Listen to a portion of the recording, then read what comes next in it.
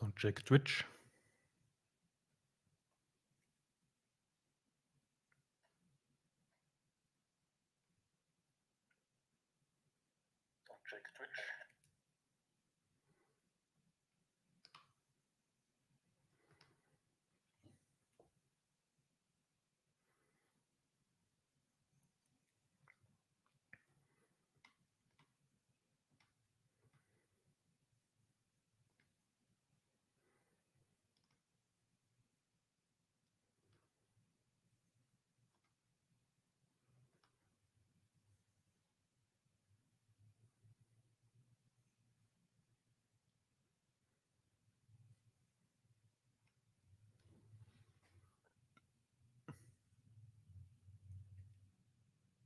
Sound check YouTube.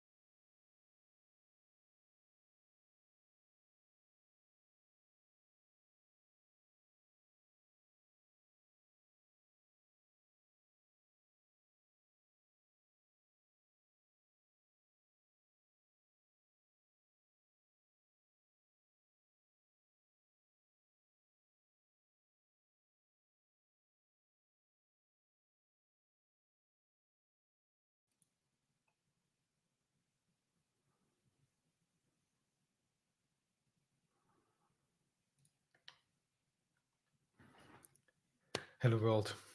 Welcome to another episode of writing a benchmarking library for Roslyn components for C# Roslyn components. My name is Stefan Pölz, aka the Flashover, and today we're in session number 14. No, 13. Yes, session number 13. Do a brief follow-up on session number 12. Which was not last week. Oh, which wasn't last week, but 2 weeks ago. And then we continue, perhaps mostly finish this provider. Maybe we get to start with the next component already, but we will do the next component. It may be, let's have a look at the overview. It will be either code refactoring or the diagnostic suppressor for the next time.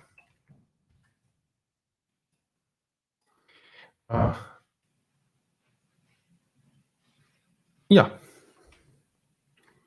So I will post into the chat the link for the discussion if you want to follow.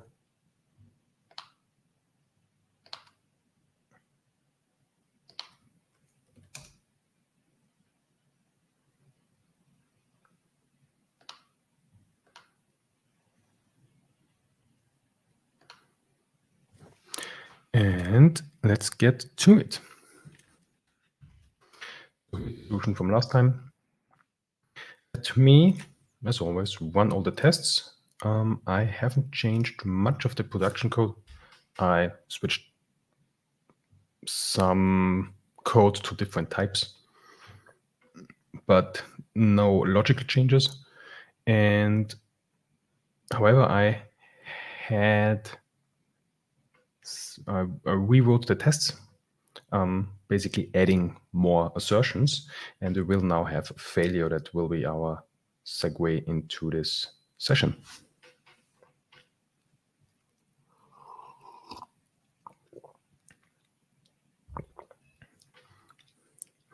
For the follow-up of the last session,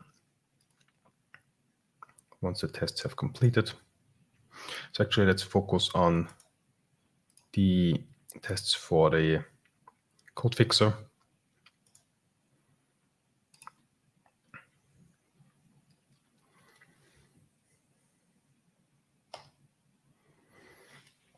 As a follow-up, what we wrote is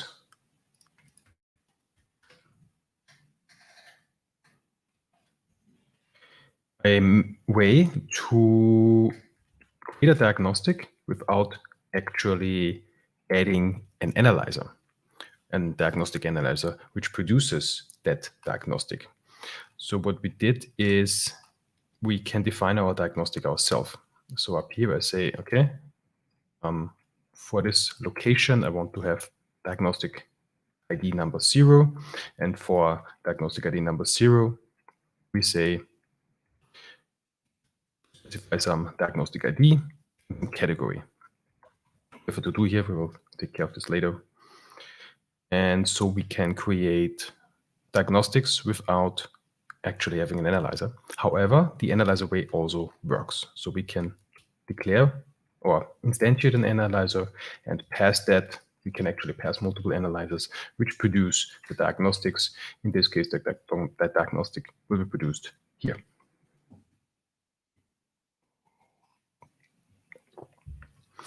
Okay, and this was pretty much what we built last time.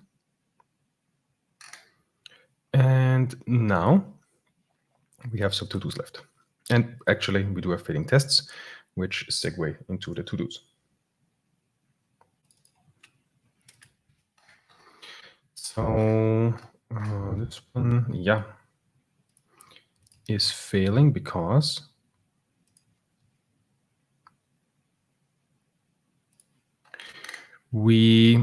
source must be set. Initialization, we built this check here, which requires a source. However, I wanted to make this optional because for all the other analyzers, it's optional as well. So I declared this nullable. If we remove this code, fail somewhere else.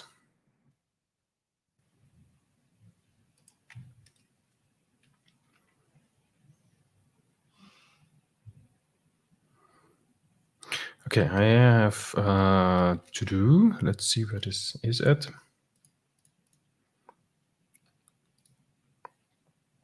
So here. Here we throw actually, if the source is null, what happens if we remove that?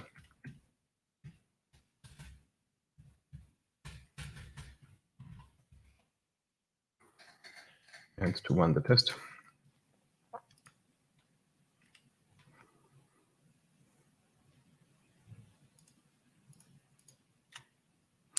Do we have another to do? Shouldn't have. Oh no, I ran the wrong test, sorry. I meant to run this one, yeah. So where we don't set anything, everything is default. So this should work as well. Object reference and set to an instance of the object.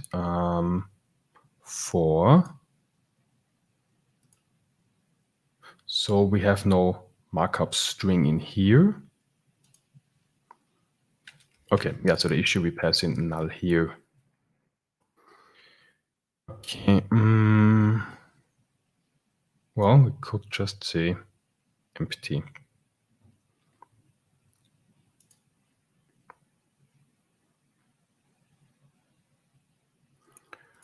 Perhaps we actually we should get a nullable warning here now.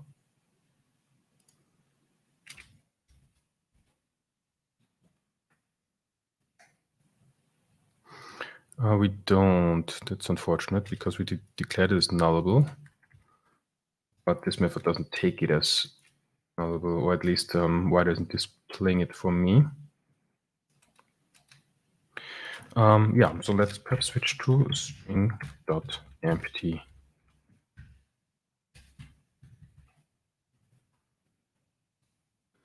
See where we go now.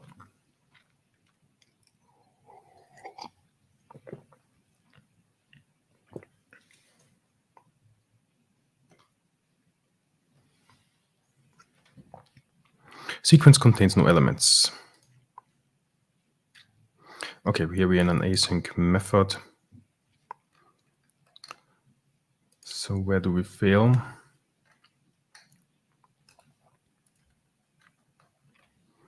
We do have some singles around the place. Yeah, maybe this one.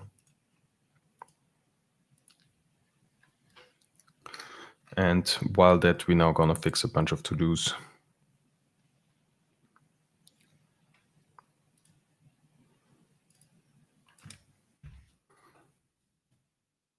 In that case, we have no diagnostics, so we cannot extract a single element of that. And also, there may be more than one diagnostic. So if we remove that, it turns an mutable array of diagnostics. Okay, so perhaps we make this actually diagnostics.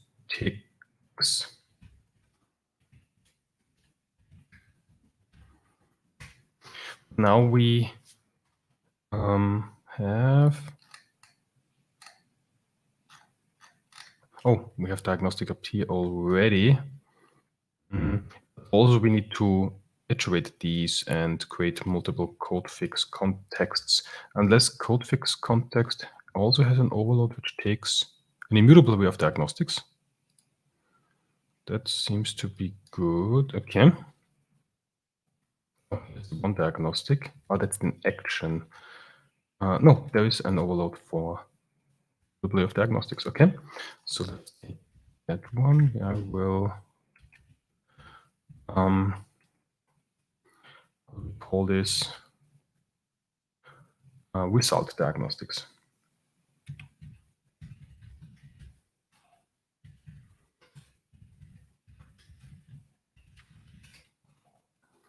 And the result diagnostics are passed here. And this doesn't work. Okay, did I look at the wrong overload? Oh no, that's internal. Okay.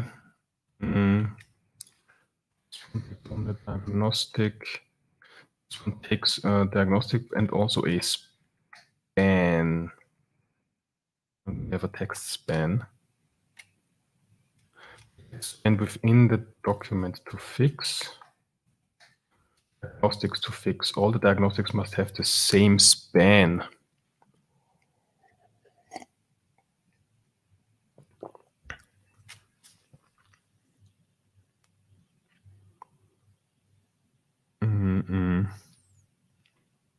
All the diagnostics must have the same span. We won't have that.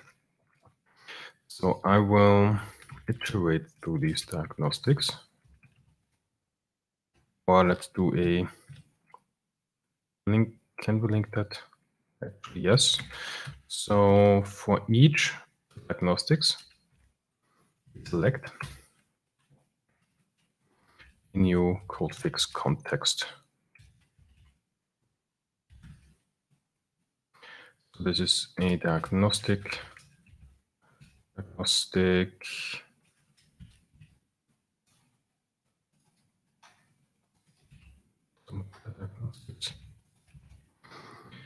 And not sure what this is yet. So those are now the code fix contexts. So we have multiple code fix contexts. Is the plural of context contexts?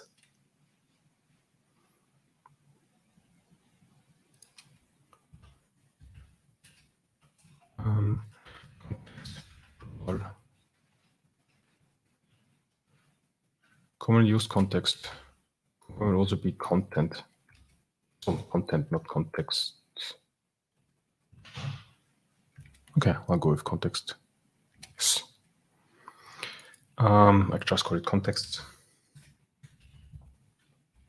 Here it is. An enumerable of contexts, but we will create, and we are still in the initialization, so performance is not super critical. To immutable array that one.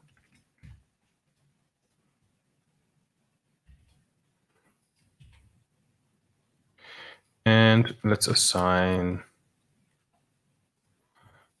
like so, and then we assign to the code action contexts, contexts.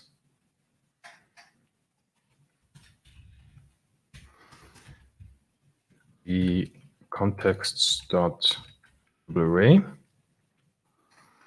We'll change this as well to an immutable array.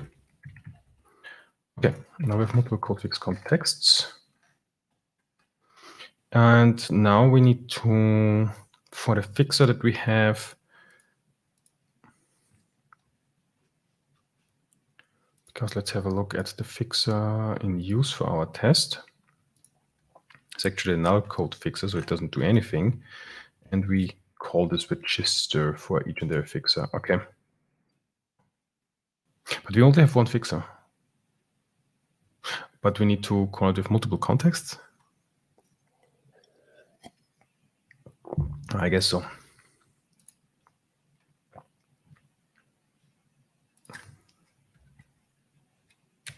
Does this make sense, or am I?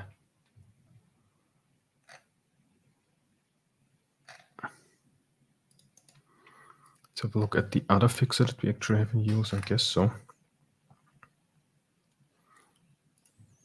Must be. Okay. We each codefix contexts. We grab a codefix context and we'll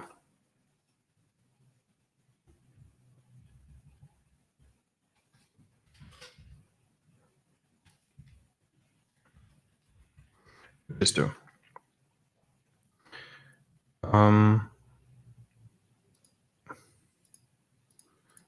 And then we have the code actions.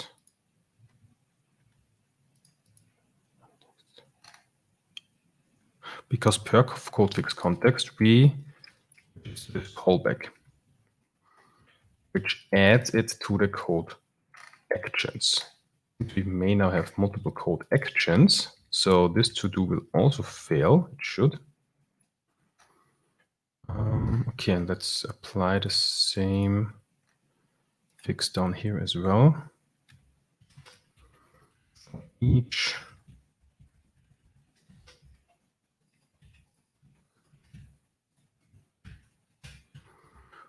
and let's run that again.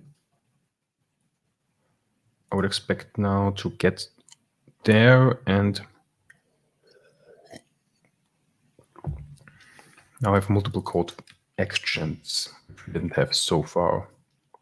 We have 0 actually, yeah, okay. So this will again result in a exception. In the operation exception, sequence contains no elements. Yes. So we need to do something with the multiple. We must allow multiple actions, maybe more than one, or none at all. So the code actions, what we previously did is to get operations async. Grab all operations from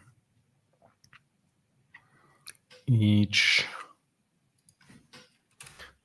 It's another for each. We go through all the code actions. We extract every single code action, and for each code action, we get the operation, basically invoke the fixer. Okay. I'm wondering if we could do this in one loop. If we get like, if register codefix context always results in adding, calling this once and basically adding one, we could always access the last element from that immutable array. Maybe we can optimize this later on because we don't want to spend too much time in the invoke async method. This should finish as quickly as possible to only the necessary. So perhaps we can merge into a single loop. Okay, let's see where the test leads us.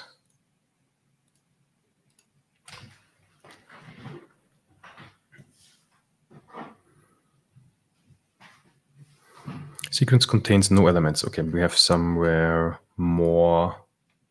In the inspect. I guess, yeah, we also have a single over there. There's the to-do. I believe we are hitting that. Let's confirm.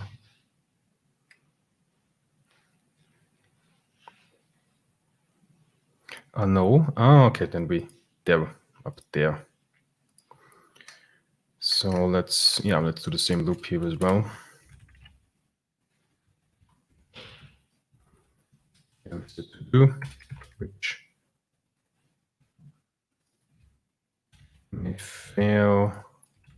Got all the code actions, and for each code action, okay, each code action we get an immutable array of operations. So for each, okay, so we need to move this also with the loop.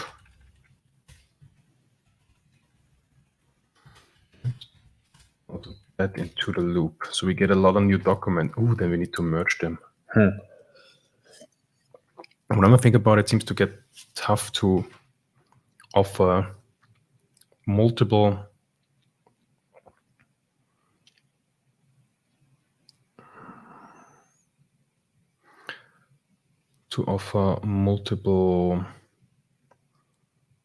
code fixes in one test. Let's see where this goes. Okay. So let's perhaps have here an list of documents. Change documents.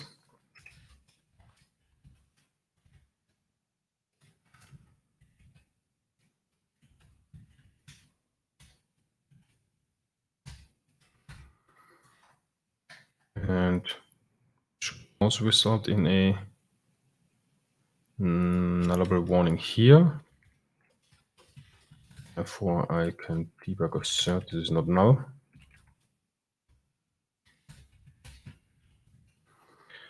And the change document. Now we have multiple change documents.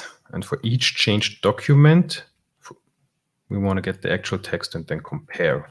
Yeah. So another for each. For each in the changed documents. We want to get the actual, we want to get the text out of it. Okay.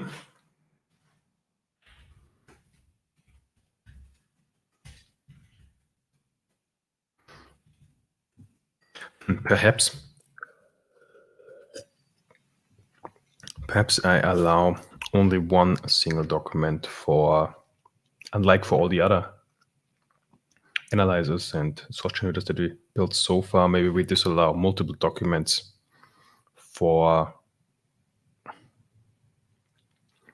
fixers.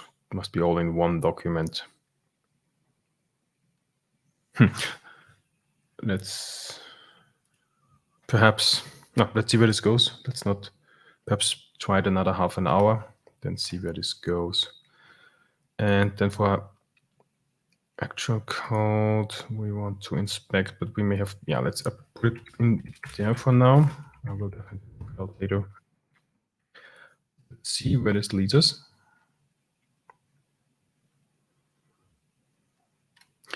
To success. All right.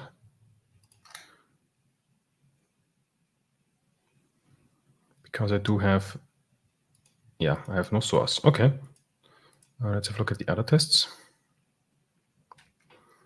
Only one is failing, the one with the multiple operation. Okay.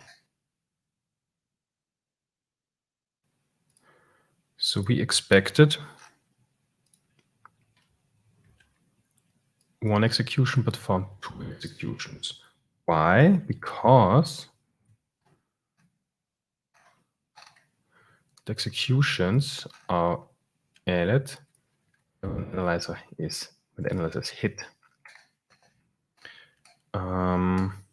Okay, so the thing that I want to represent here is I have two texts, I have two types. One I want to trigger by this automatic what's it called? The automatic analyzer, and the one that we declared. Actually, I want to turn this around. Okay. Yes, I want to turn this around.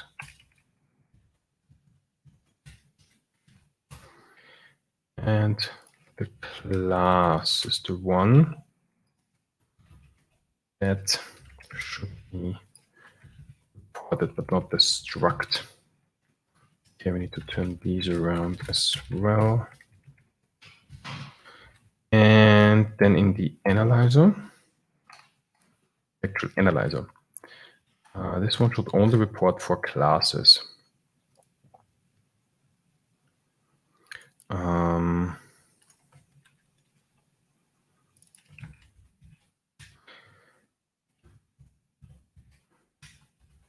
So a type or something, type kind. Type kind has non-array class, delegate dynamic enum error module pointer structs. Cool. So I will have that only for if that is type kind class. Okay, and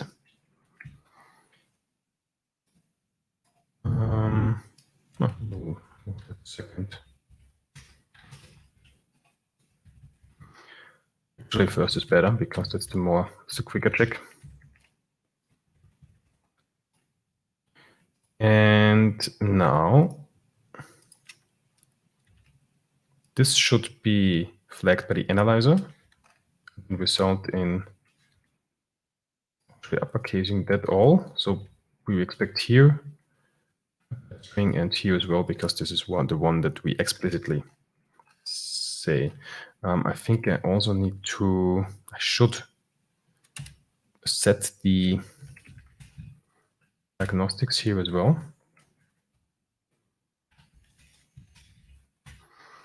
Actually grab that from above.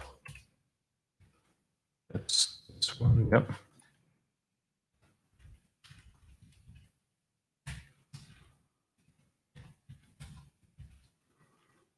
And let's see what the test is.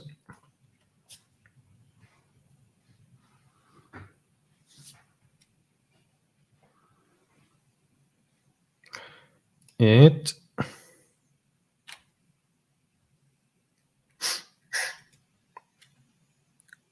still says executions 2.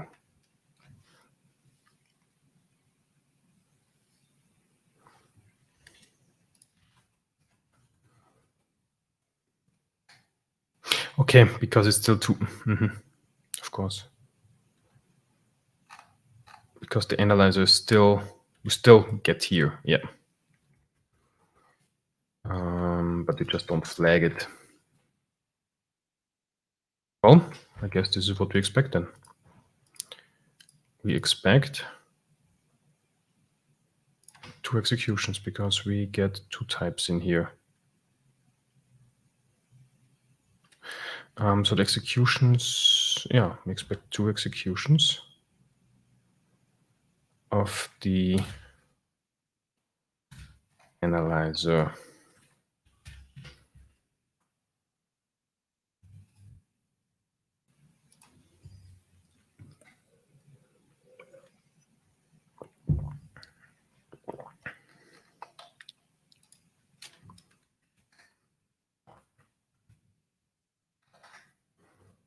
We expect 2 registrations. No, I wouldn't say. So yeah, because we also expect 2 registrations because we now generate 2. Maybe should we have 2 different?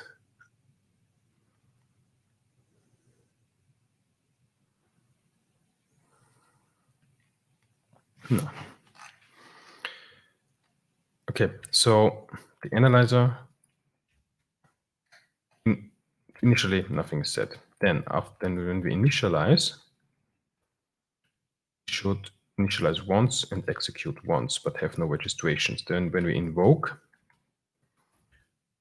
these remain unchanged, but we now actually register the fixer. So I didn't meant to hit F11.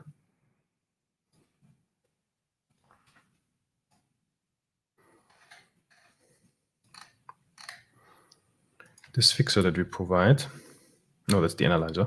The fixer is triggering on any diagnostic. Yeah, so we have multiple registrations, also an invocation per registration. Unless we could say that the fixer should only handle classes, then we could see a difference there. Maybe let's do that.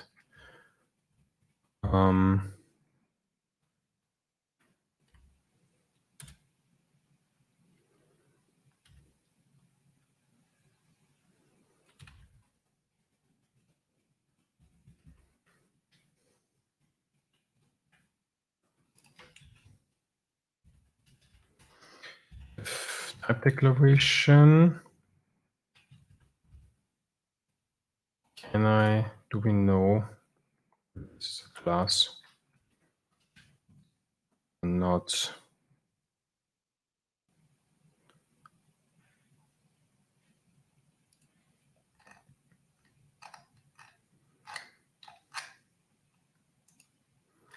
Let's have a kind. Okay.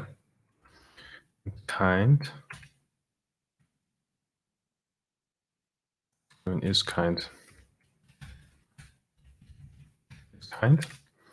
And that takes us into kind.class declaration. Okay. And if it is class declaration, or we do it the other way around. If it is not the class declaration, we return. Otherwise, we register. Okay.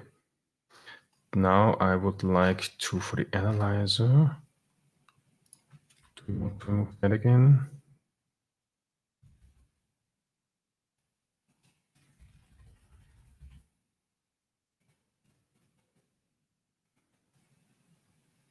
Not sure. I'll remove it for now. And would now expect to have the analyzer trigger twice. Yes, we register the fixer once, only for the class, and invoke it only once. Okay.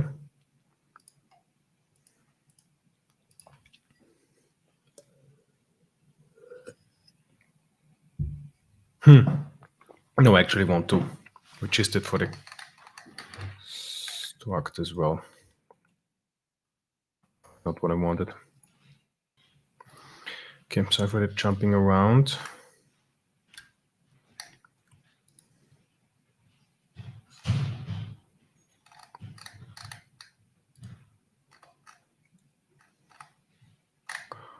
I'll remove that again.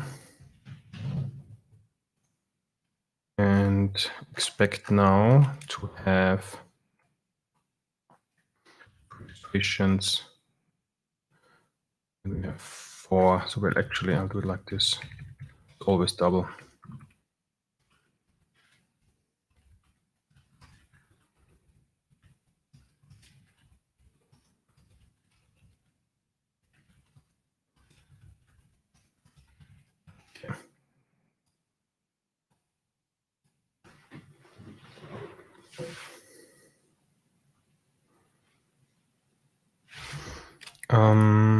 We have 3.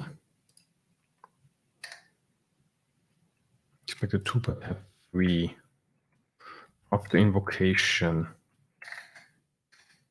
Because I should have removed that as well. Yeah. So okay. Yeah. So this. I want this only to trigger on the class.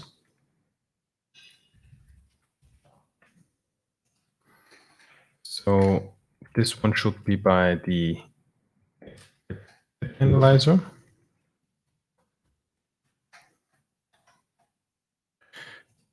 And this one should be by the one that we declare here. So yeah, those that we set. So by the implicit analyzer, the triggers per location. In this location syntax. Okay. And now the text differs, which is okay, which is bad, because this one should also be uppercase. Now let's see. Okay, so not all of them are applied for the text. So definitely both should be uppercase. So actually a factoring in resharper to make uppercase. Go to actions and resharp provider.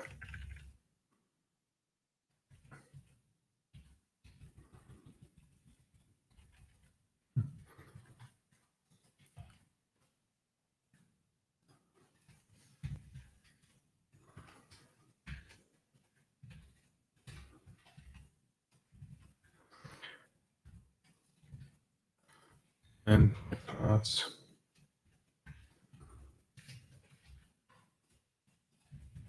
Okay. The others, they should be all case. Yep. But this will now fail because only one will be transformed to uppercase.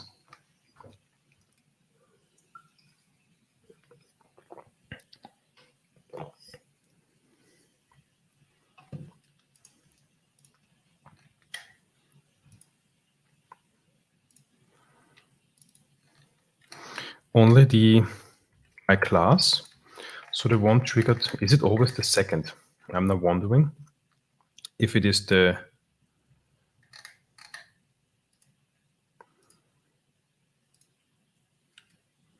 because what we see here is that the second one is transformed, but not the first one. What happens if we switch these around?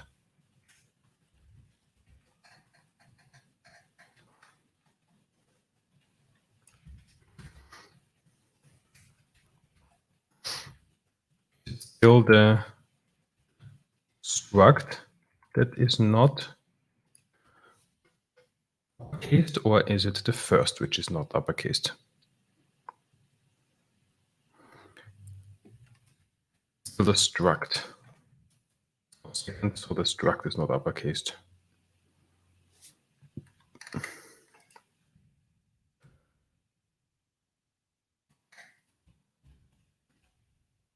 Okay.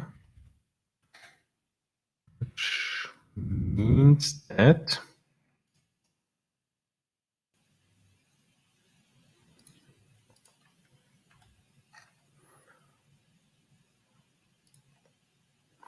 let's see what we result here with.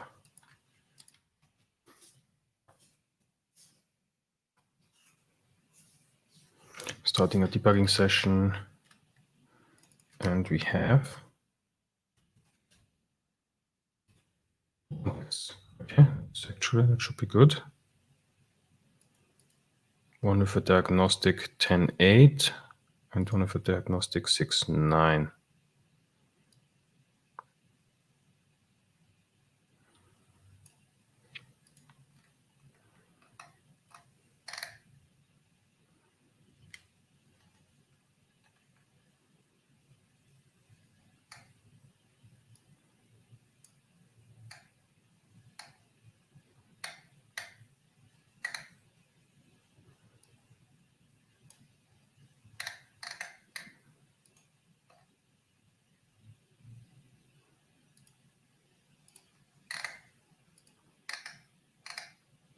One, 2, 3, 4, 5, 6, 8, 10, 9. Yeah, sounds right. Okay. So then we come to the invoke, then eventually come to the inspect.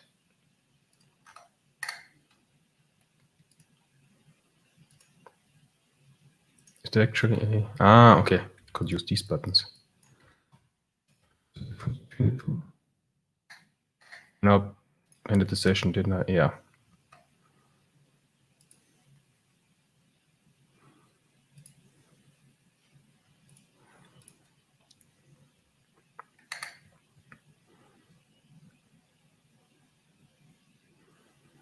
One is skip to here, one to here.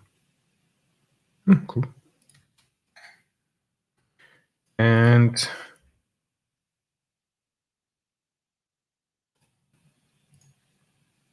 again, did something wrong, sorry. Debug one more time. Could also get the shortcut for that, Control D, okay. And we have our two contexts, and we registered. We register once.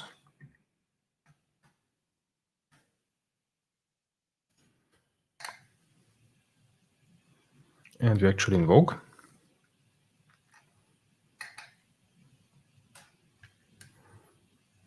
And we invoke again. Did I skip one register? I didn't have the breakpoint here. Okay.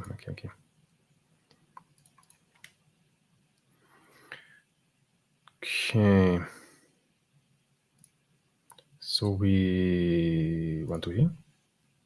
Okay, want to here includes existing breakpoints. Skip to here does not. Cool. So we have only one code action. I should have two.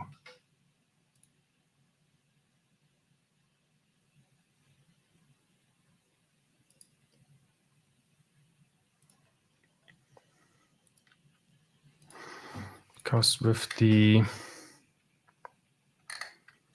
we do register this, we should add per registration. Okay, I have the breakpoint here. Now I can't skip to here because.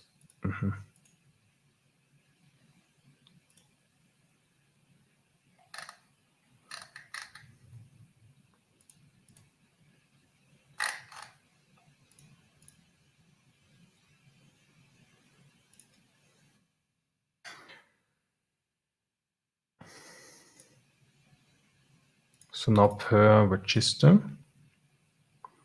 we add to the code actions. We have one code action, make uppercase, and there should be now a second code action, yes. So there should be now two code actions.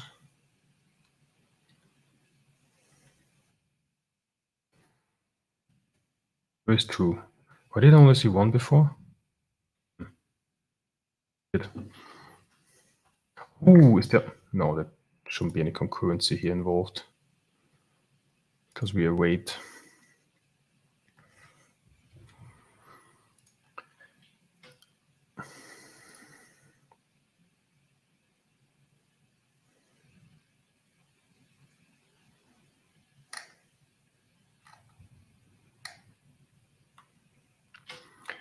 And okay, then we get the operation. We get the change document.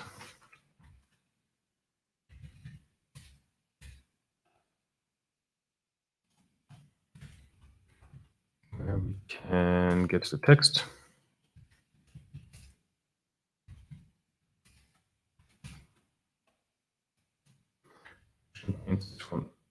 Okay. That was not a struct, and the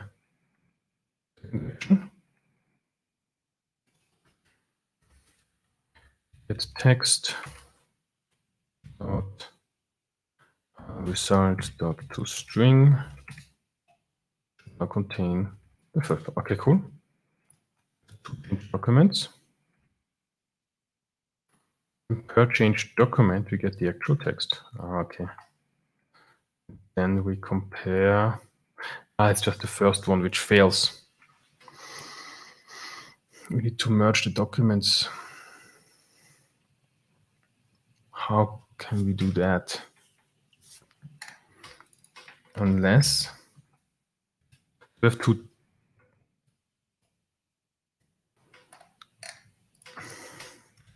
documents dot text simp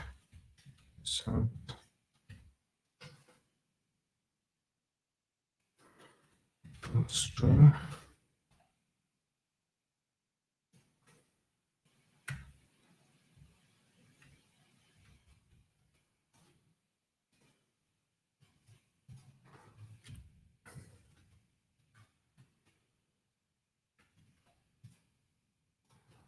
Async.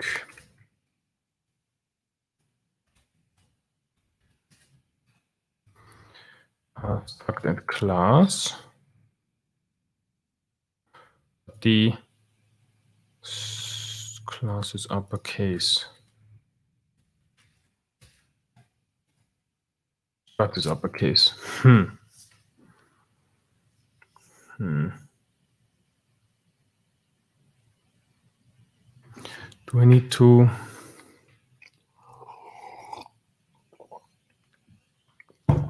How could we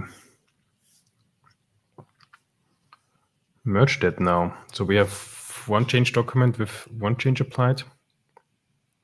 So I want to have like the input of the first change as input for the second, but I wouldn't know how this works. Then we need a new compilation per. Not sure if this is suited for benchmarking. Then we do a lot of other code than that's what we want. If I would like apply one fix, then have the new text as an input for create a compilation, a new compilation, and have this as input for the second one. Yeah. Oops. They're independent of each other. Well, maybe we only allow one single. That would be easy because we have it already, but it's not as cool. Is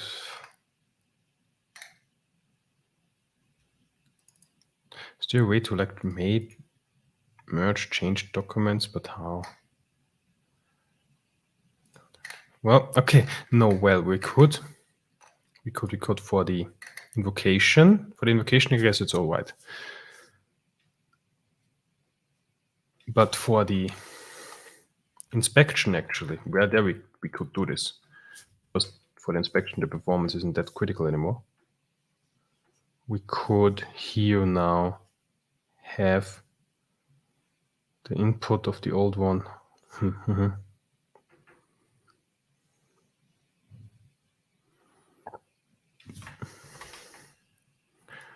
What we need to do? We need to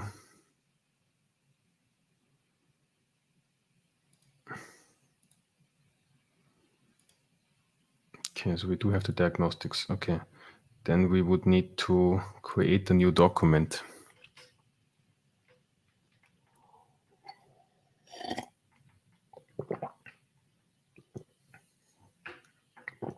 I guess get the string of the old one, create a new document.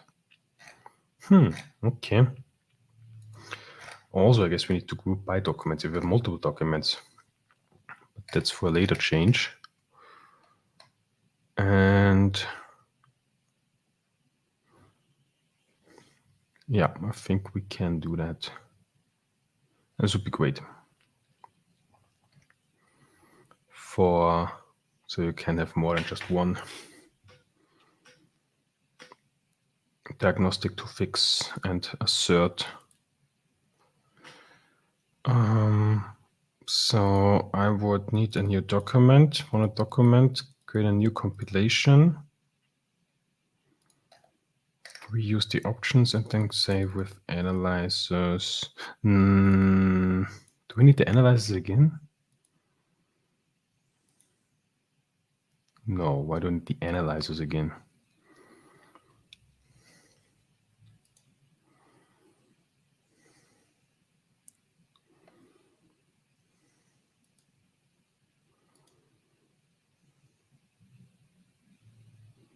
Do I?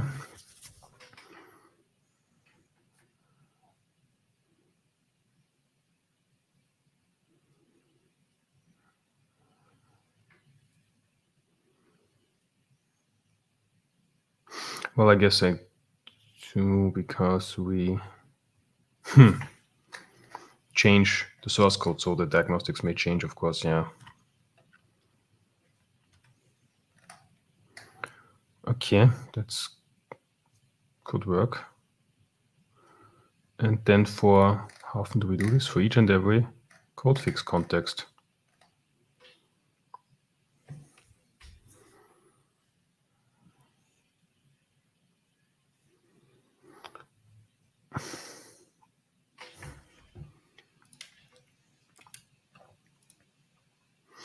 Perhaps also grouped by document. Okay, for now we only have one document. Let's assume that. And then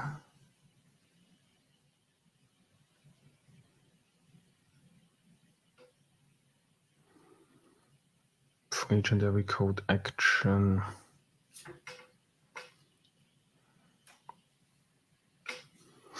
So, okay. Should this be totally different? Okay. And I also believe that we could optimize here as well. To don't have this callback here, to use a callback which doesn't do anything because we actually don't really. No, we do need the code actions. No, we do need that.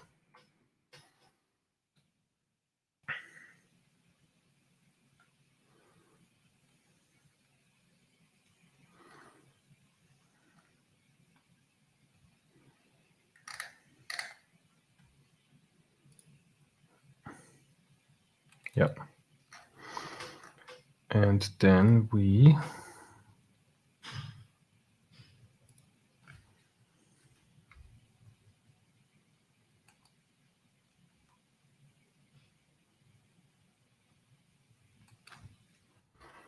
see here two immutable. This is part of the builder. It's not. Yes, it did. No, it's not.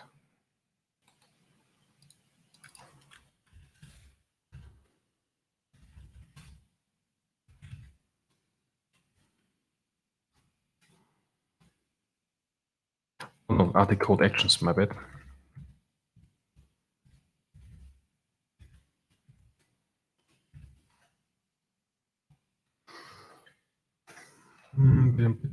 Yeah, okay. So we have to the code fix contexts. And we need to, then we need new contexts as well, don't we? Yeah. Then we always get the last. That's, and we always get the first.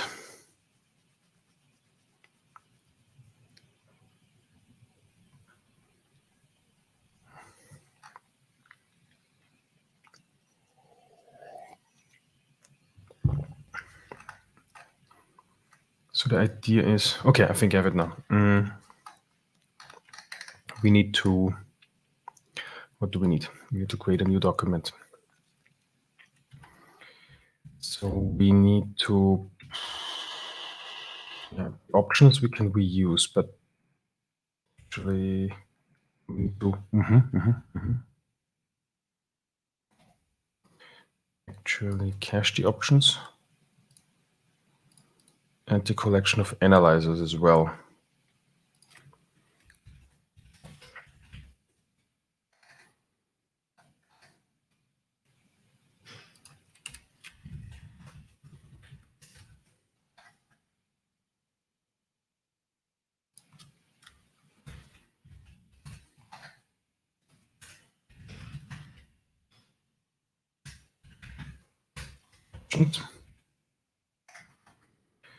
And we guess also the parse options, yeah, but yeah, we also need the parse options and I guess more from the, let's take care of that later.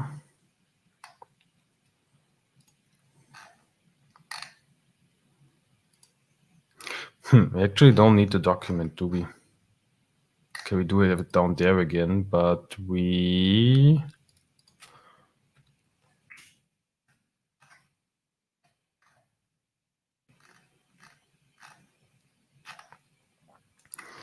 Does the code action perhaps carry the document? Because we have multiples, how do we link them together then?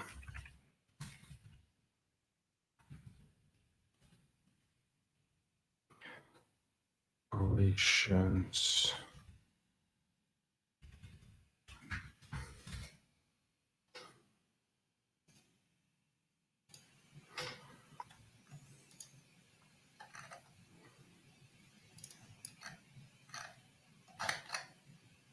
Code action operation, neither. Perhaps the code apply changes is an null solution.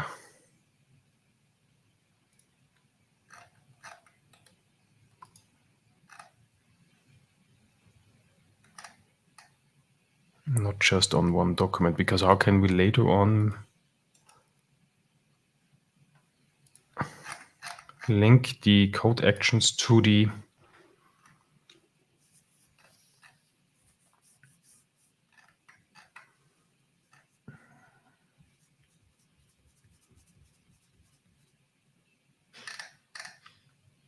document?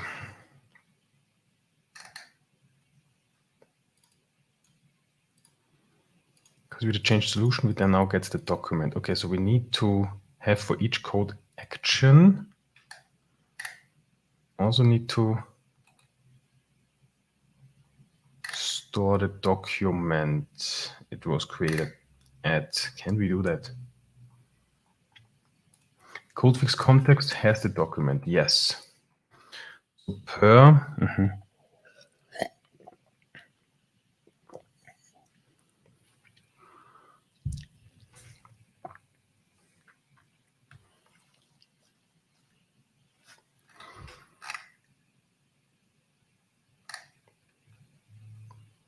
so that's the inspection phase. Yeah, okay. Per, but we do have this callback. I guess we need a new callback then. Which, because the diagnostic doesn't know the document, does it? No, just knows a location. Which may know a document, but nah, it knows a syntax tree, not a document.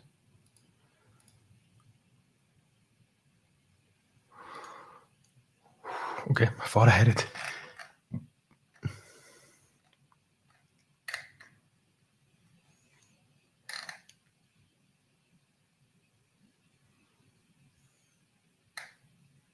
Okay, no, this is, so we really need this callback. And now we need to, so we get a new, after for each code fix context, we now need to create a new context. So we just have, okay, so we just take the first one. Then we need to do it per document. Well, we currently only have one document. So let's assume we only have the one document. Picture started first. It's not a for each anymore, but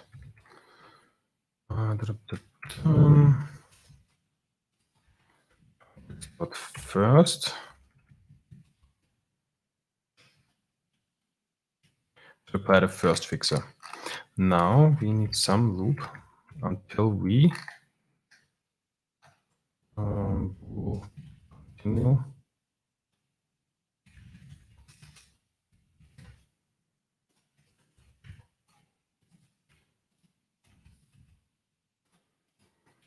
And somewhere turn this to false. We create now a new document.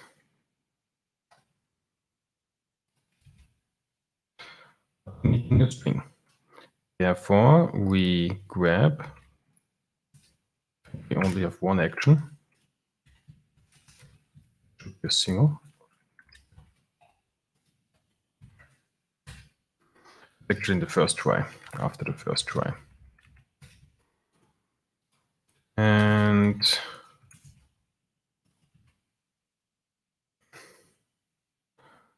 this code action. How do we get the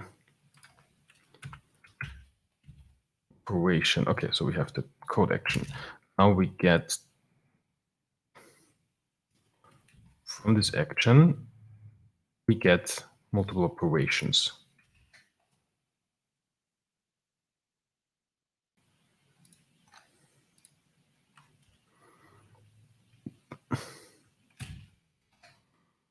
Let's actually move that up here, and then we build a loop around that. Action. And then we get this single edit, yeah, and we grab the document change. Okay, so we have to change document.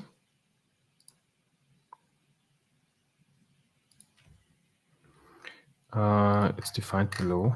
Where are there? Okay, and you know that one is not null. Now with this change document, we get the text. Get text async dot string, I think, because text returns a task of source text.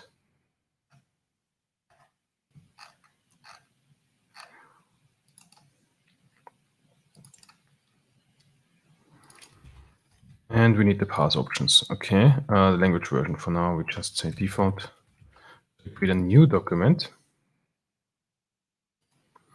We also override that now. Okay, and then we go again until there are no code fix contexts left.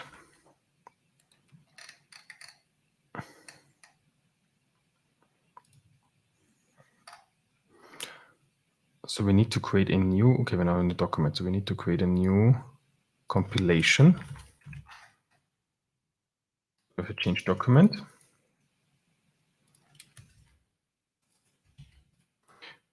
Compilation. Yeah, we'll definitely need to move this into a method to remove the duplication. Now we have a new compilation. We apply the analyzers again too. And well, perhaps they have these analyzers already. No, we changed in the document. No, we don't.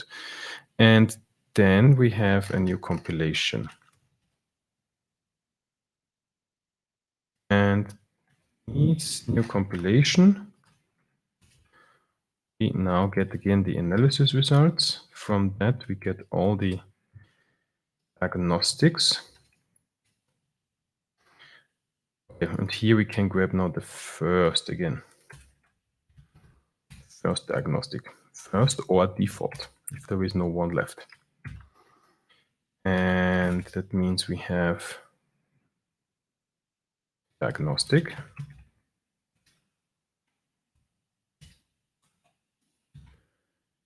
Or default. So if that diagnostic is not null,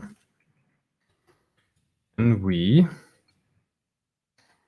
create a new context out of that.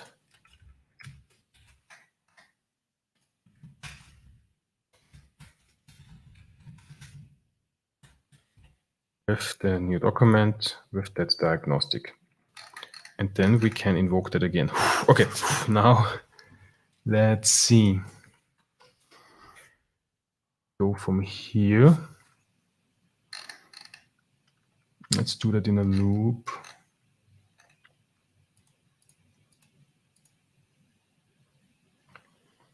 Then we can register the fixes and with this new context that we have. Okay, let's loopify it. I guess, well, we'll have this while continue here.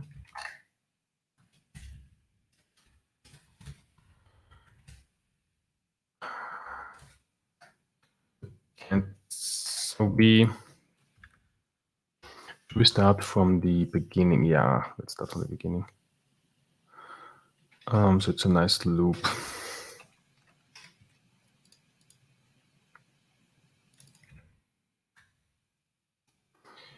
We start with the document. I don't have the source anymore. The very original document. I still have the super original document. Yeah, okay, we can first. Let's say while document is not null.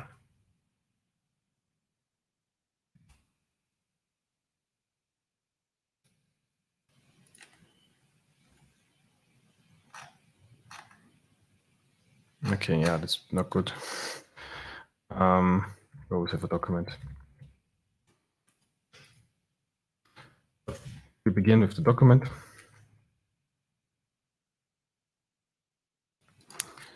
So we've already extracted the diagnostics. No, now I would lose the diagnostics. No, I wouldn't. Would I? I wouldn't. I shouldn't. Now should be fine. And we get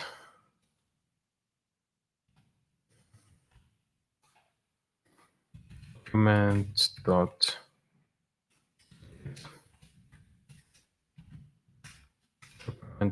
get text async dot source text that be toString. That is maybe now.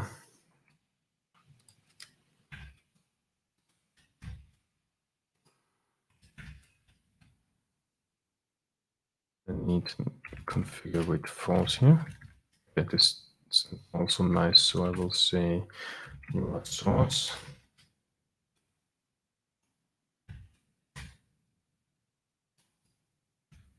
Async return. No, non-nullable. Cool. And source toString. It's also not nullable. So always have a text.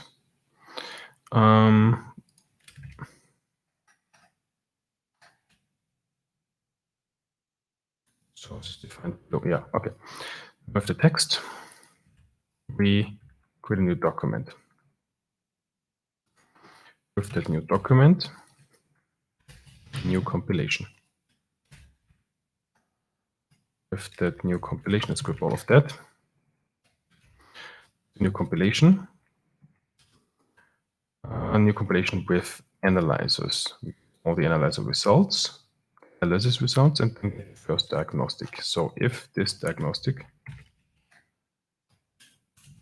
is null, we break.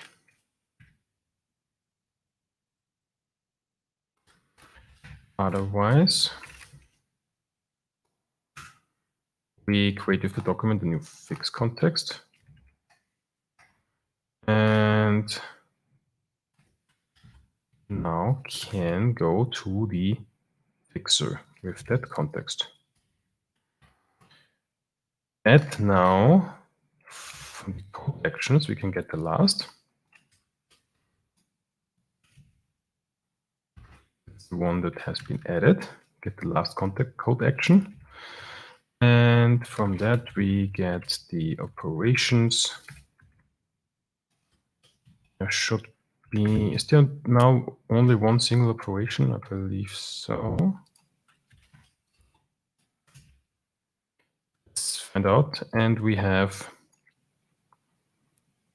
get the change document. And with the change document, the change document is not null. We also set it to document.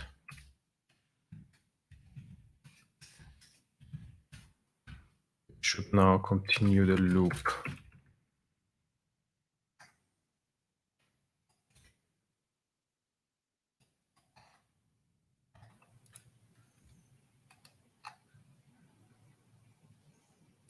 which means eventually have one last document. Should be able to assert that. Yeah.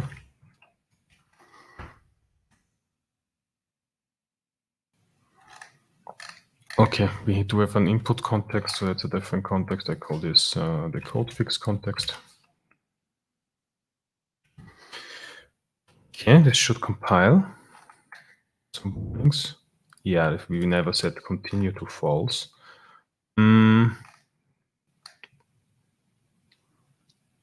If there are no, and actually here, yeah, can we make this a while true? Let's see. And let's run this test, see if we have an infinite loop. So what I hope I wrote is, we get the first diagnostic, we fix it, we create a new compilation, get again the first diagnostic, fixes until there is no diagnostics left. And this is a wonderful infinite loop, it seems.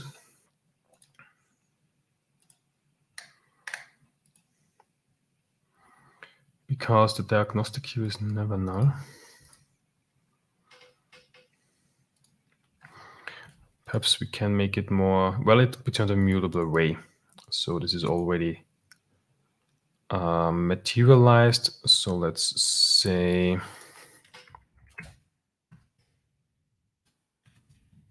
diagnostics. If diagnostics.empty. Otherwise, we can now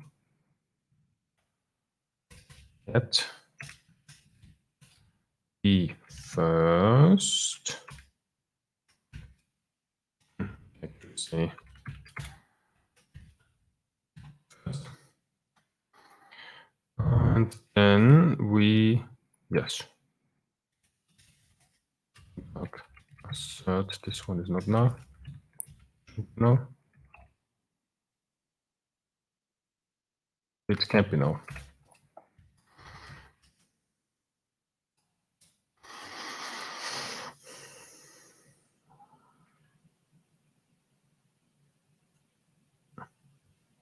Somewhere I don't set the document right. Okay, let's step through.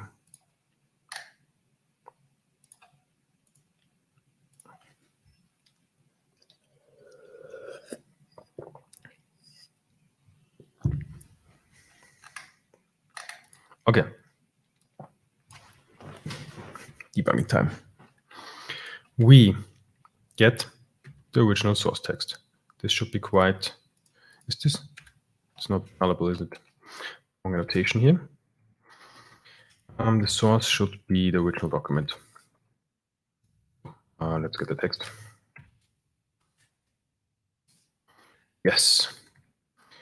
Now we create a document of that. Changes are applied. Also because I changed the nullable annotation.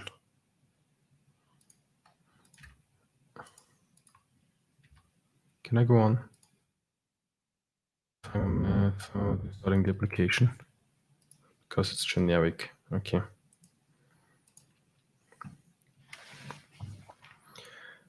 No more code changes during debugging of generic types. We get the compilation analyzers, so that we have two analyzers. Yes, our the diagnostic reporter analyzer that acts on the location syntax, and the one that we explicitly wrote. We get an analysis result, and we should actually have two diagnostics. Length is 2. That's excellent. So we get the first. The first one is triggering on my class. Is this actually, it's here the second. Okay, so it's the class analyzer, that one. Now we get the code fix. We register the code fix.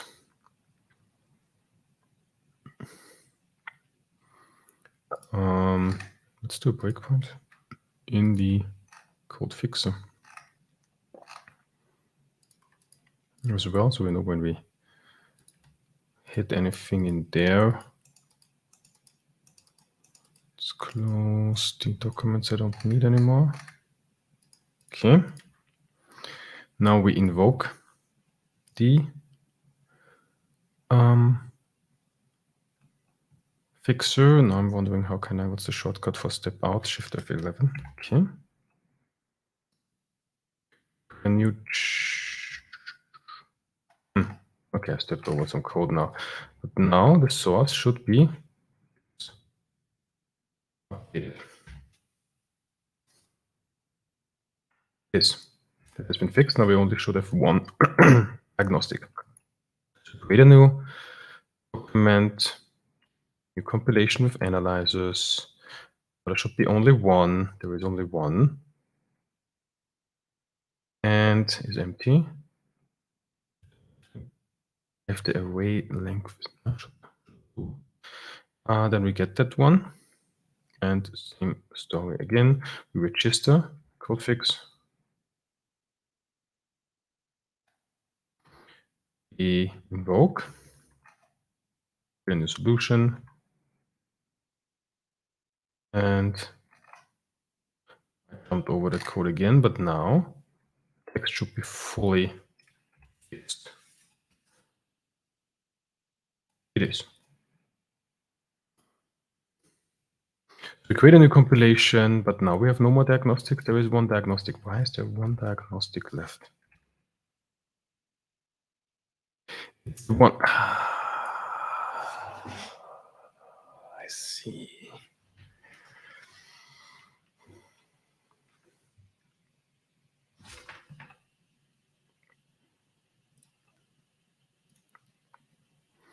It's a diagnostic from the, where is it?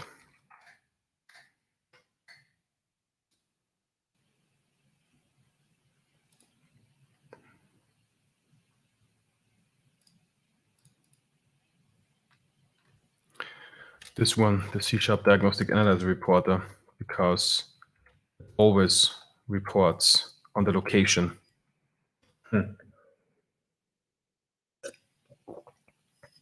Maybe this unconditional reporting isn't so good.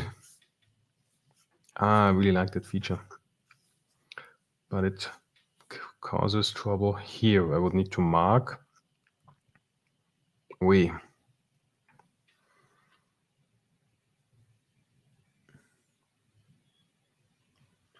So if it's reporting a diagnostic, then remove it. So it's only reported once.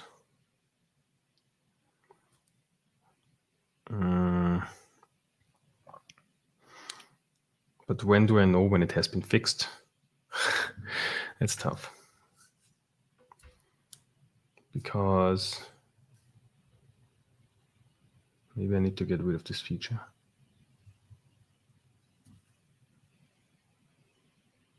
How do I know that that diagnostic was fixed and then don't report it anymore? Well, there is. Well, no. Well, what if we make this our own type? And can we get a hold of that and basically have a Boolean or basically suppress, like, could we suppress it once it has been fixed? But how do we know? How do we know?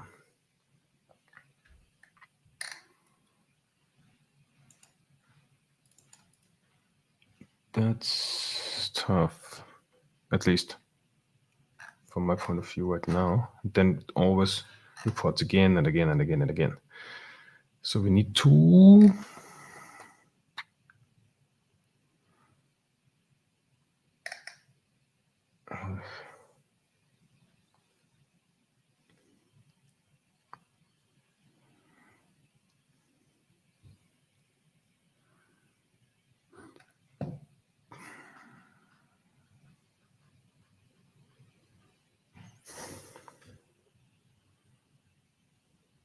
Well, we do select the diagnostic. Okay, and then we fix it. And hopefully the fixer fixes it. Or if the fixer doesn't fix the diagnostic, we still have an infinite loop. Okay. Okay. What if our break is not if this diagnostic is empty, but if we have seen this diagnostic already? What if we, well, let's make that what it is. And we have like the list of visited diagnostics. And we add to that list of visited diagnostics.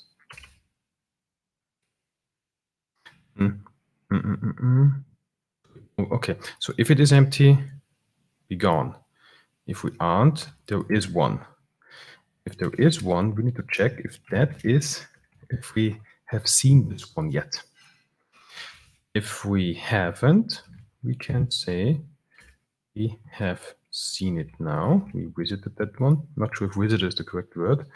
And otherwise, we could say the visited but contains diagnostic. Should be is it diagnostic comparable? This is quotable. Do I want to do a reference? No, I don't want to do a reference equality check. Let's see if the comparable works. Yeah, and if it contains, perhaps you can do a hash set. Maybe that's quicker. But see, if we break out of the loop.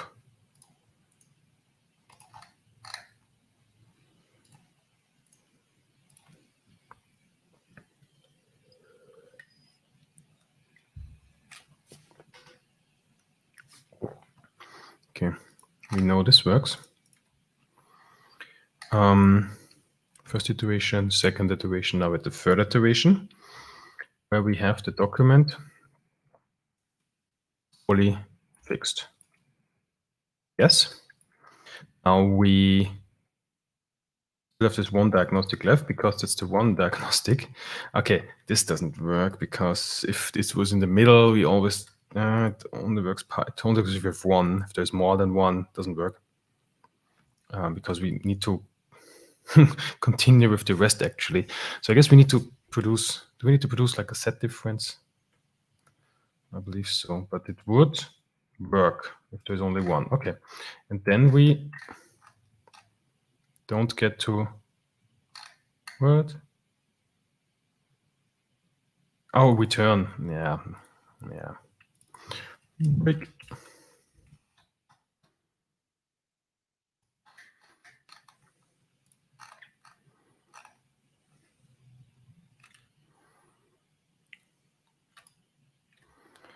And now the actual code that we have here is the entire document.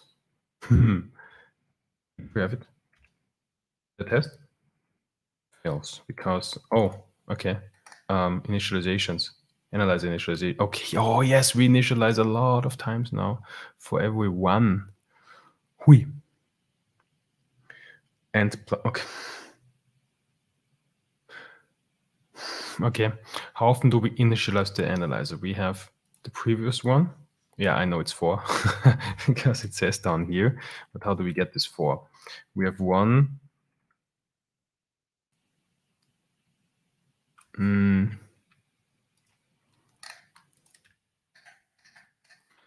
We have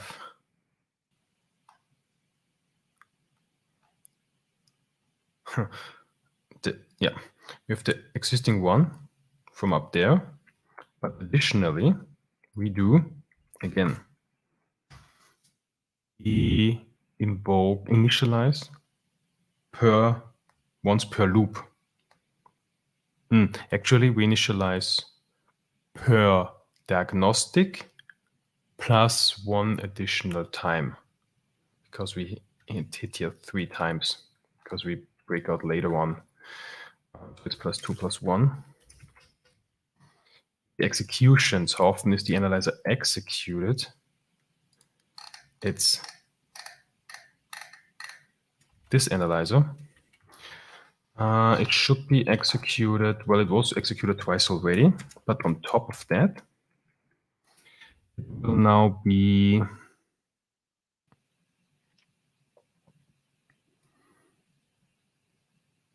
executed per diagnostic that it sees, but not necessarily what was fixed. Now it depends on the order. That's tough to... What we do know is that it should be greater than 2. But if the order, if we don't depend on the order, and maybe this will be, the analyzer will fire 7 times before this one issue is fixed actually, because we continue and continue and report many times. And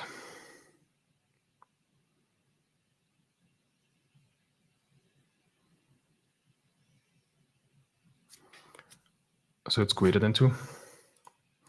And the registration and the fixer should still not do more than expected. Well, it will be registered multiple times. So invocation should be, yeah. Registration should be more. It should be...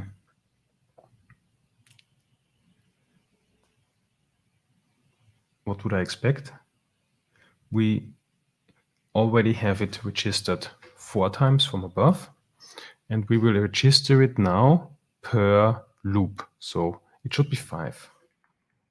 I would say it's 5. So it was 4. No, it was 4 before. And now per loop plus 3. So it should be 7. And it is 6. Which is... The fixer is not registered multiple times. It's invoked. Why are we at 6 here? Oh, yeah, I said 4 plus 3 because I thought that this loop is hit 3 times. No, but we register the fixer down here, so only when we actually do about to fix it, so it's 6. But I guess it's the correct formula would be here. 2 by 2 from above plus it's 2. Yeah.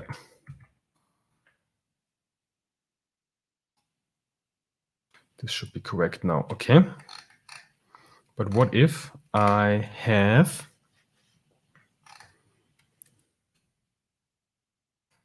another struct?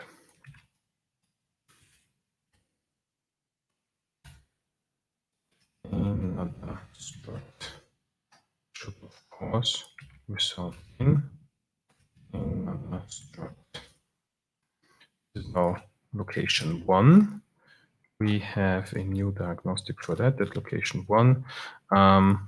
Doing some mistake because that's a collection.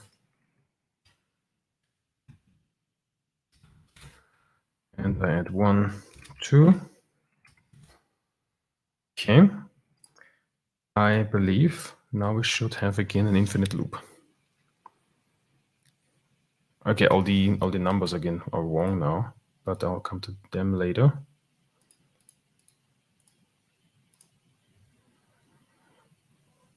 Okay, so let's fix them immediately. We now have one more diagnostic more. So the analyzer is executed. No, that's the analyzer that it has. It doesn't change.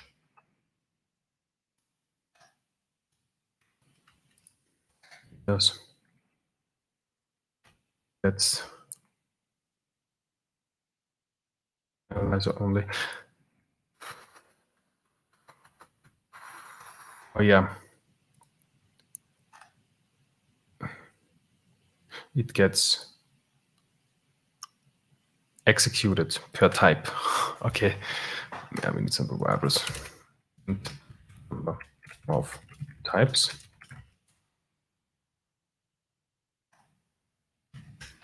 Oh, this is confusing. Analyzer is executed per type because that analyzer is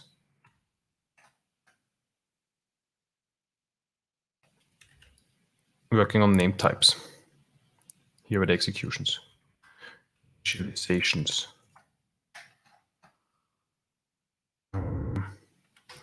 So the once initialized once, executed. Okay. And when we execute again, it's number of types executed again. And when we evoke, so no, hold on. The analyzer is not for the benchmarking. It's not executed again. So on there, it's now executed greater than number of types.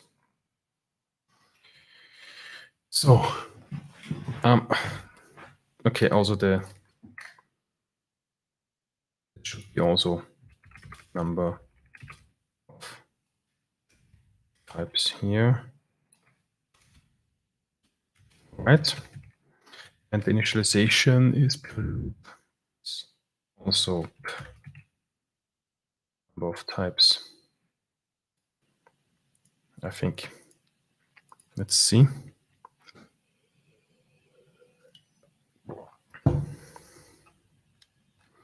The text differs, but we have no. Okay. We break out the loop too early.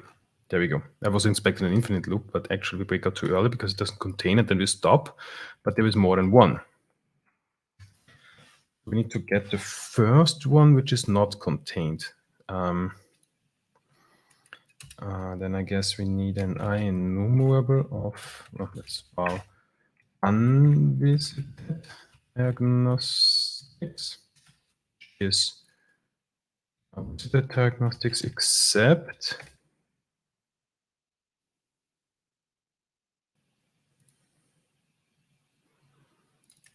actually diagnostics except the unvisited. And from these, we take the first default, if there is any, then we break out. Otherwise, we will. So I actually wanted to make this a collection, which is not nullable. And if we have unvisited diagnostics dot first or default is something. So if this isn't null, can we say diagnostic here? No, it exists already because we don't do this anymore.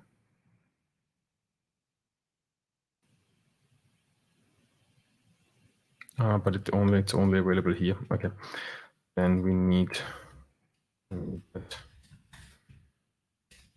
say first or default.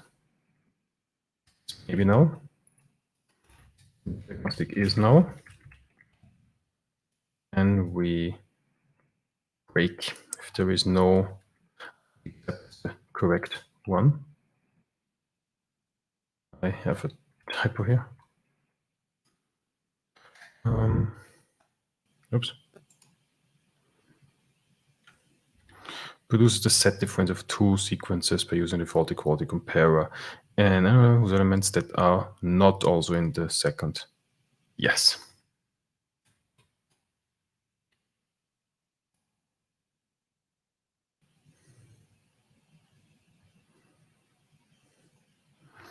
And we have fixer invocations is different than we expected. So we have 3 types. Fixer should be invoked 3 times,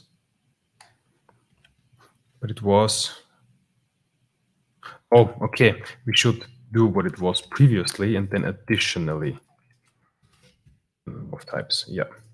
because it adds up here already. So we do that plus new types, and this works. Cool. Huh. Okay, it took me longer than expected, but we have that. Okay. To split this up in two tests. But also, this is quite precise now. Maybe not the most obvious. Yeah, but the constants help. So maybe something else that we could constify. It's actually, yeah, this is this additional loop thing. It's like, because it's like a do while kind of thing. We enter the loop. Const additional iteration.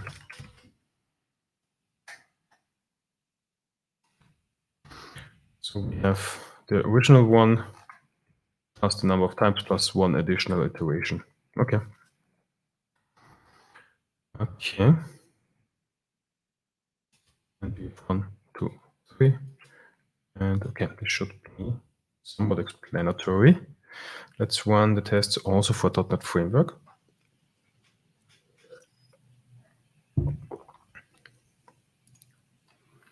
.NET Framework green. .NET 6 green. Cool. Okay, first to do is done. It was more than expected. Let's see what other to-dos we have.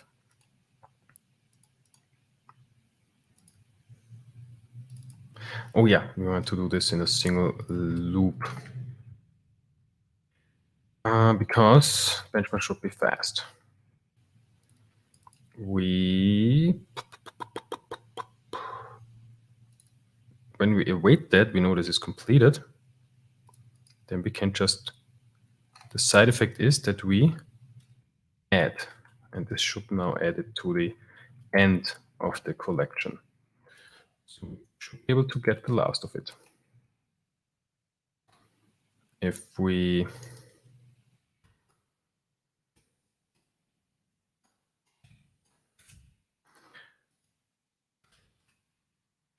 the last.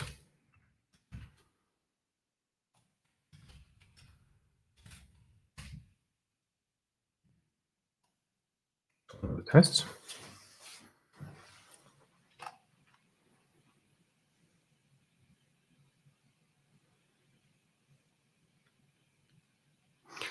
Now I really want to see if it really does what we expect in a example scenario.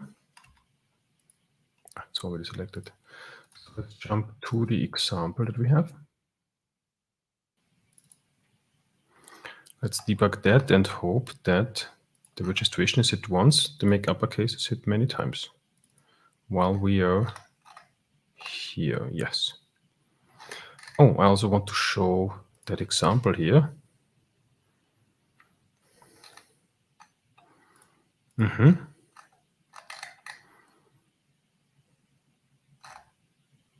I'll show that later.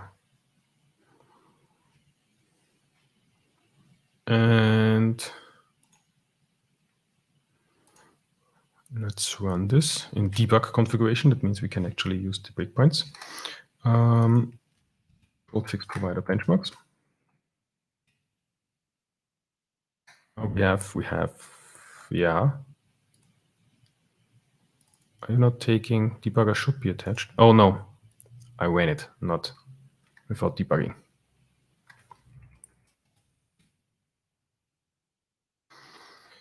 Okay, we are at the invocation.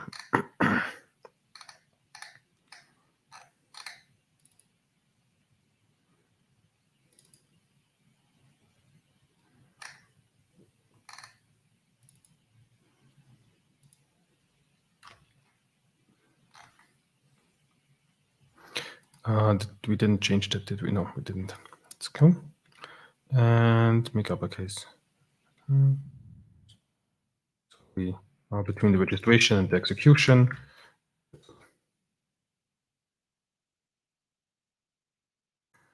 All right.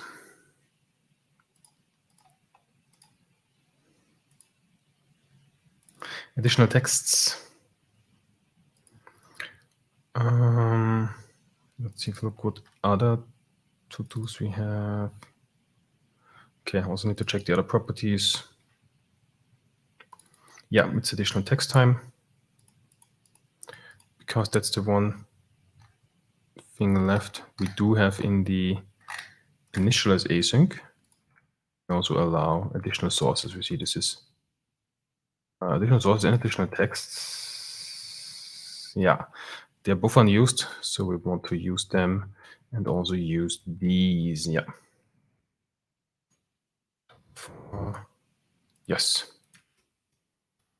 So let's go to the test.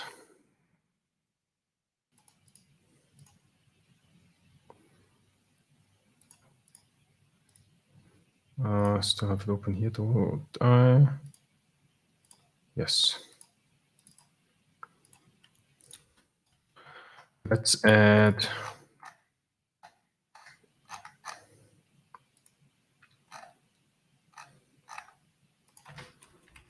additional test, additional sources.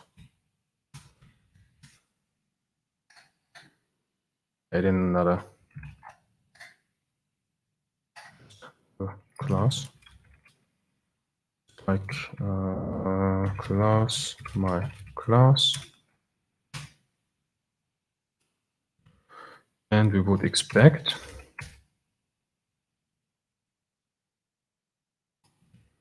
this to be case as well. Observed yet? Oh yeah, it's a no hint name and sources. There is no hint name. This is generator. It's wrong. String.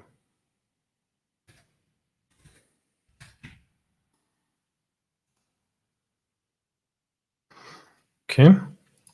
Perhaps another one. Class. Class. Another class.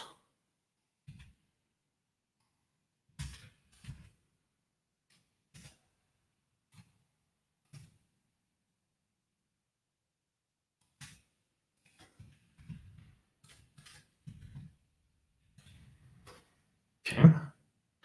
I would expect this test now to fail, but I guess it doesn't do anything because we not observe it.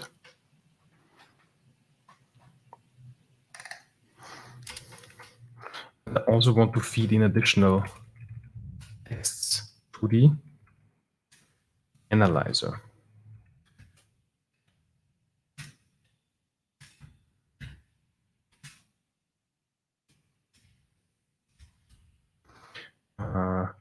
Additional txt, additional text. Sorry, hello. So the analyzer now could also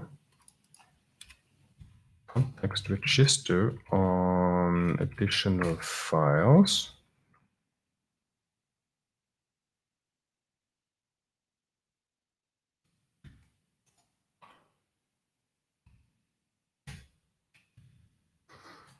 Basically,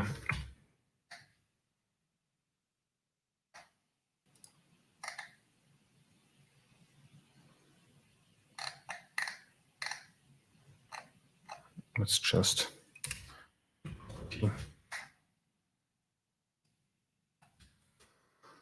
and add to that property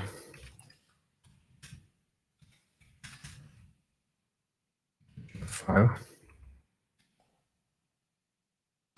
which is text.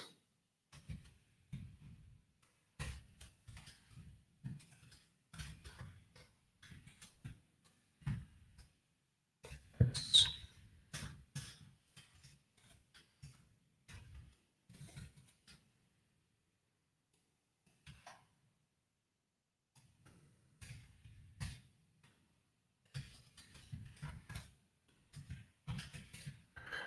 now expect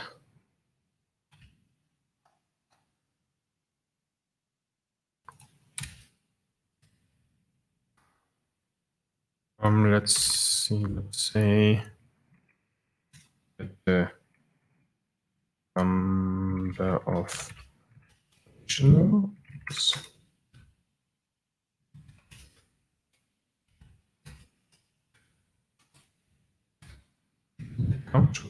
yes. After invoken should be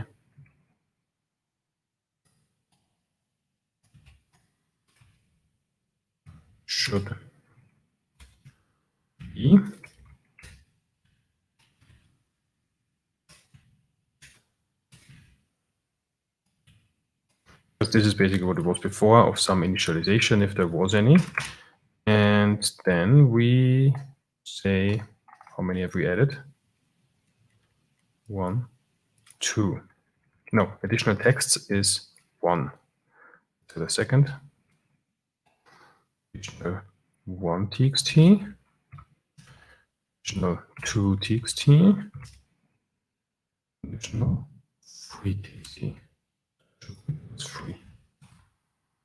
Okay.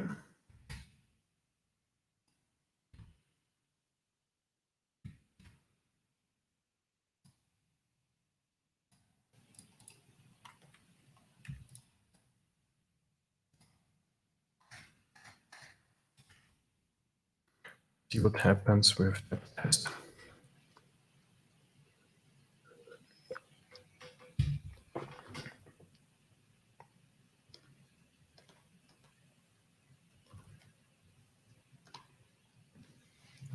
It fails because we didn't find any. They are not passed correctly.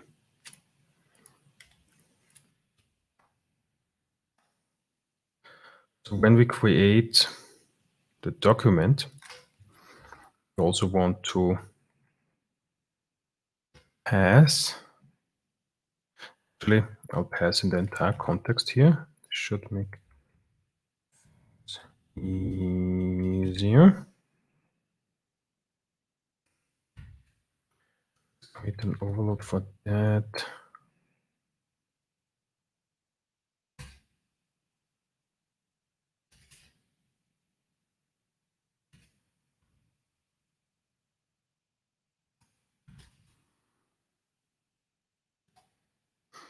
Sharp. Code fix initialization context.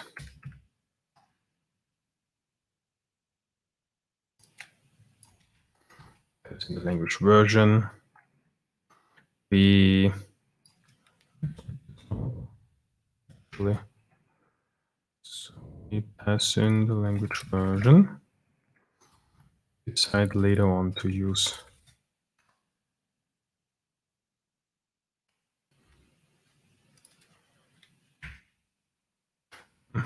let's pass it down all the way. The context.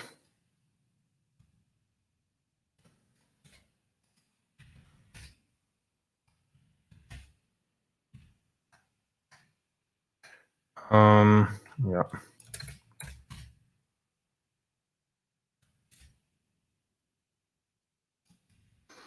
And with the context, house options, if they're so C# house options, there they are already.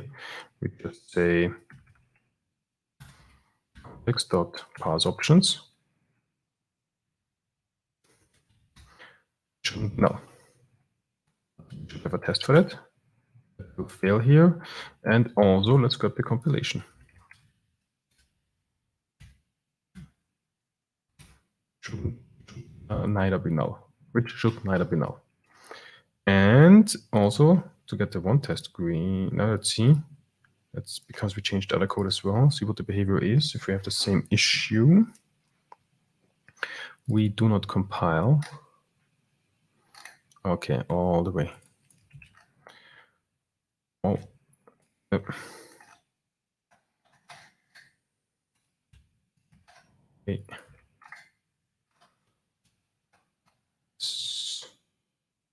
Oh.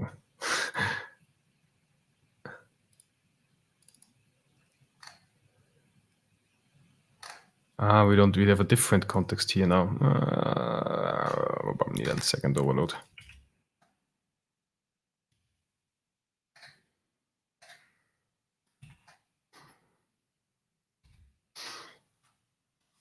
Okay. Means we do need second overload. Okay, so we can't do it all the way. What do we need? We said we needed the C# compilation options, the C# parse options,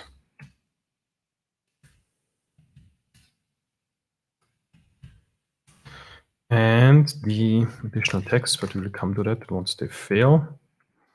So the context.parse options, context, around. Context.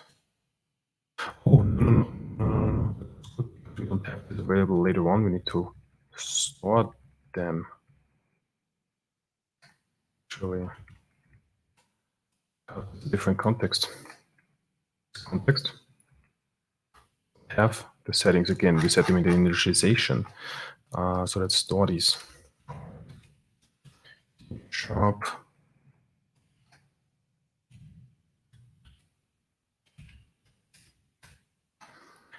And we just set it. It's not this context.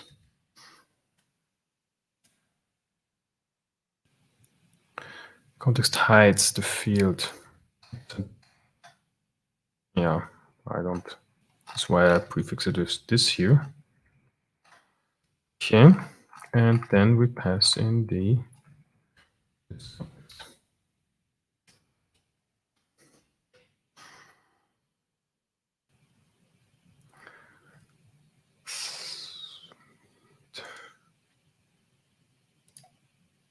let's run the test.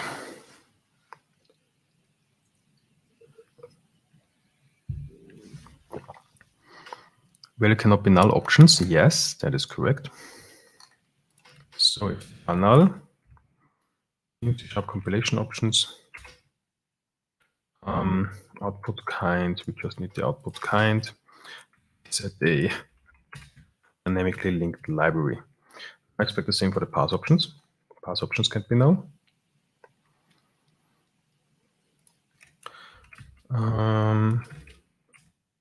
New C# parse options, which do have a default constructor where they get the default language. Excellent. Run. Is there something else that we should set? Application mode. No. And now something is still no.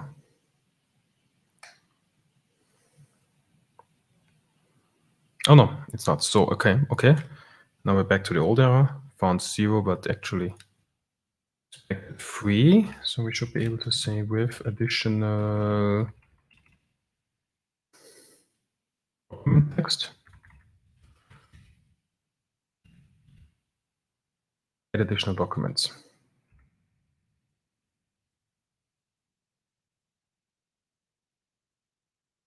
Document text. Get the string.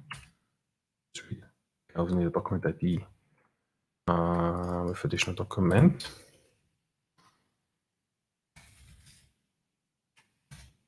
Add additional documents.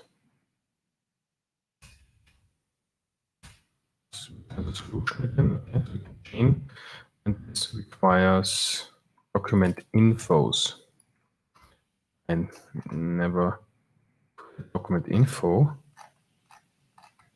The constructor seems private, but there's a create method. We pass in a document ID, we pass in a name, and we have a folder. Yeah, we don't do folders. Regular. Where do I pass in the text? There's a text loader.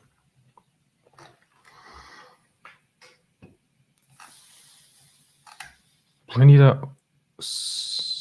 my own text loader? Because that seems to load from a file path.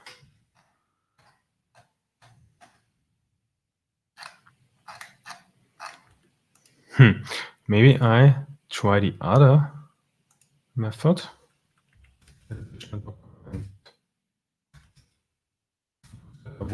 With additional document text. That takes document ID and source text. Yeah, let's try that. But that now has no name, does it? This is text and version. What is that? Text and version stamp. But this one is a file path.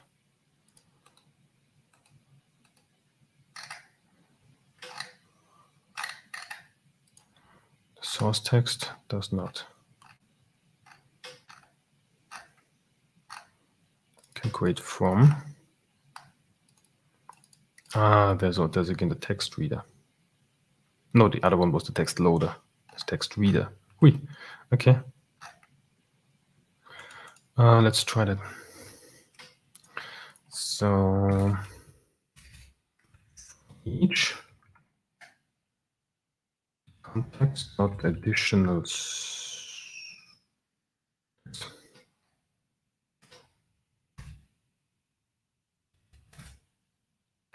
B solution dot with additional document text. String source, no, not string source. Source is source text from text. We also need a document ID. Let's say document ID dot create new ID.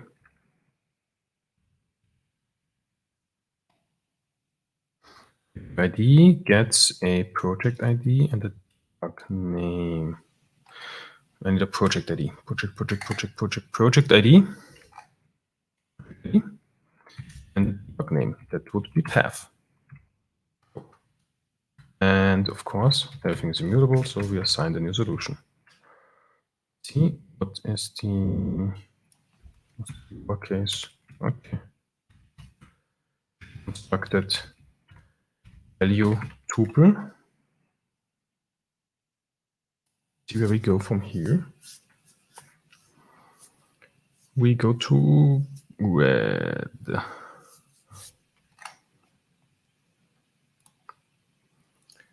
There still don't seem to be additional.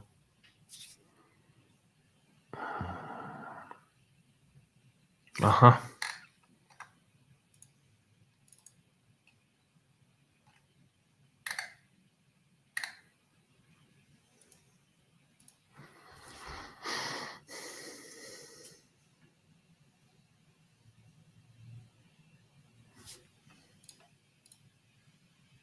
There is three additional texts.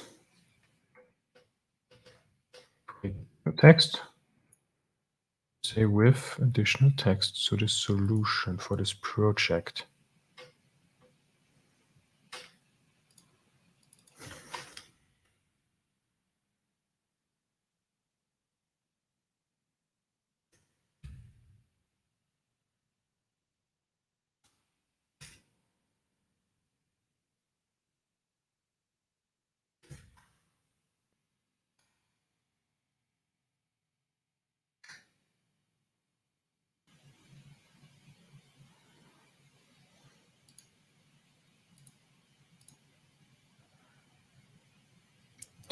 Oh, invalid. The solution does not contain the specified document. Aha.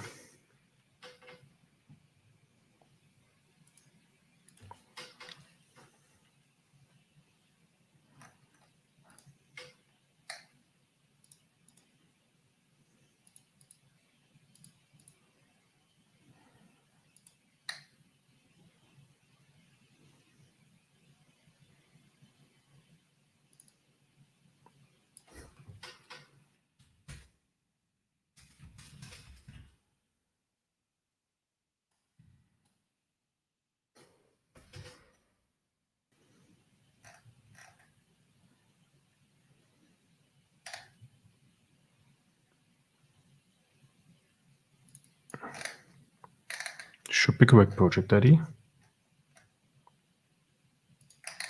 And this fails.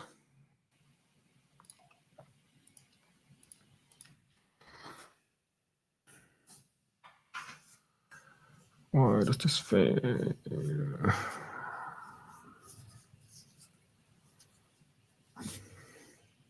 With additional.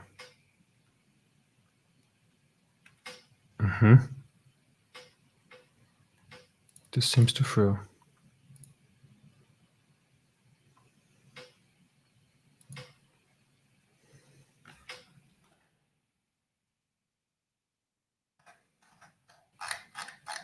The solution does not contain the specified document. But I say with it exist already.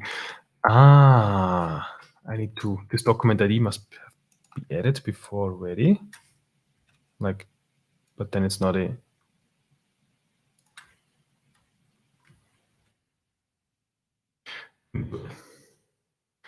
with, it needs to be, okay, maybe I do need to do this add thing.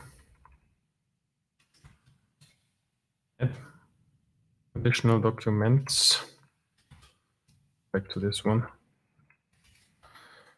And this takes a way of document infos. So we have document infos that we create from those additional texts, which we select. Where we say true document info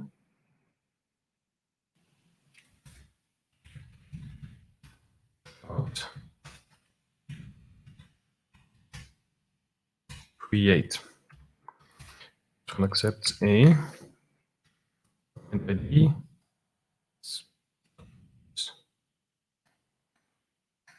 author name folder source kind loader file path is the same time only. It's generated. Yeah, no, it's not.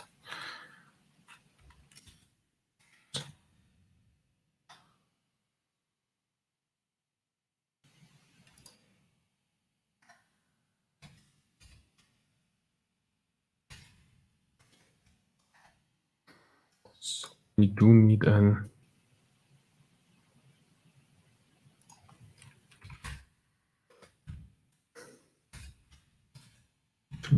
new array. And we ID dot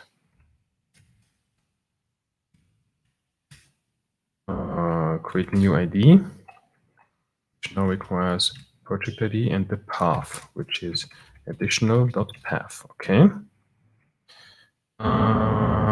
Can make it static for the project ID. And we also have a name. So I will use that again. Now we have a folders. Let's do no folders. Source kind is very regular. Loader, we need a loader. I call it new, but text loader. Should be a new type. Create nested type. Text loader. Sealed. Members does it have?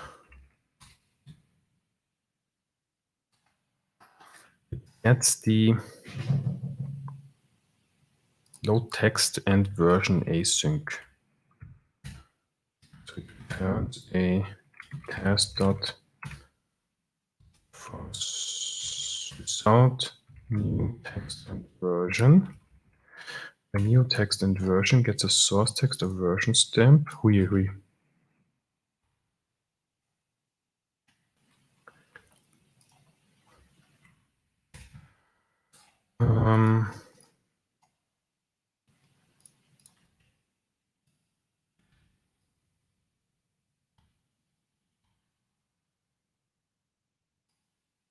Load diagnostic.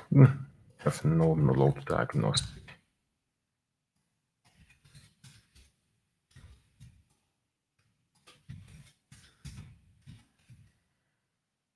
The file path is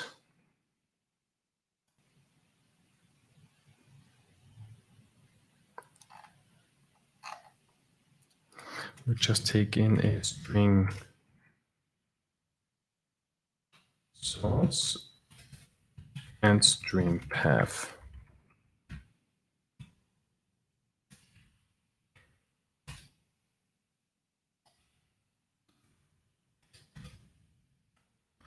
Assign this to a private with fields.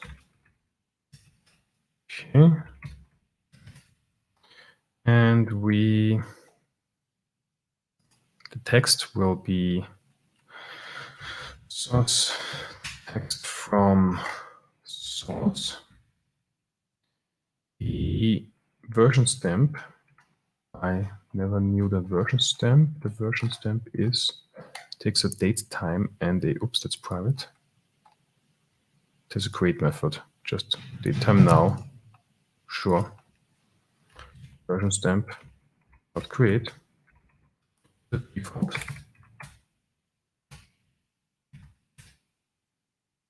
Yeah, default. Need it, and the file path will be path. Okay. And it doesn't work because cannot access private constructor. Yeah, totally. There's a create. There's a create that doesn't take this. Okay. Let's see where this goes. And then already at time, I want to get that test somewhat greenish. Where was I? I don't need this anymore. I just passed in infos here.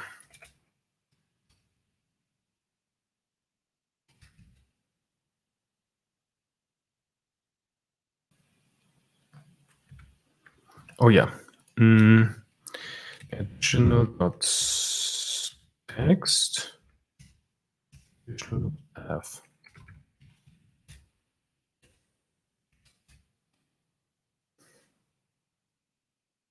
It does compile. Does it run? Well, I guess it runs, but does it pass? Still no documents found. Still says 0. Okay, I will inspect that off stream.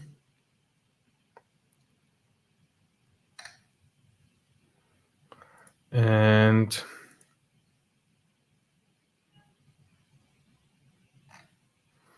okay, let's see if we do have some minor to do left. Otherwise, I will tackle this off stream, and then in the next session we'll. Because I think it's not a third session with diagnostic code fix, with the code fix provider. I will finish it off stream, and we'll then in the next follow-up then have a look at the solution. And yeah, so the solution with the additional text and some additional sources as well. And this should be then all of it. Yeah.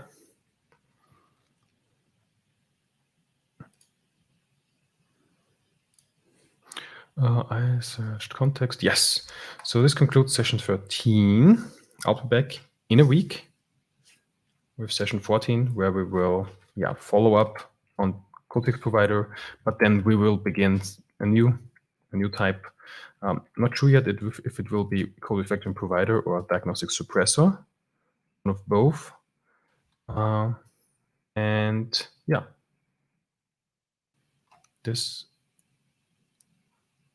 is it for today. Before I leave, I want to announce. I put it into the chat, link to the chat, and also want to highlight it here. A meetup. That's the .NET Vienna meetup group. The .NET Devs Austria are co-organizing. We are on September the 20th, so this is in a week and 3 days. We are at Diner Trace. That's close to the Hauptbahnhof in Vienna. And if you're not close to Vienna or can't make it, then as always, we will live stream to both Twitch and YouTube. The topic is about OpenTelemetry in .NET by, I hope I pronounced the name correctly, Joao Grassi. And that's it for today. Thank you very much for staying a while and listening, and may Roslyn be with us all. Goodbye.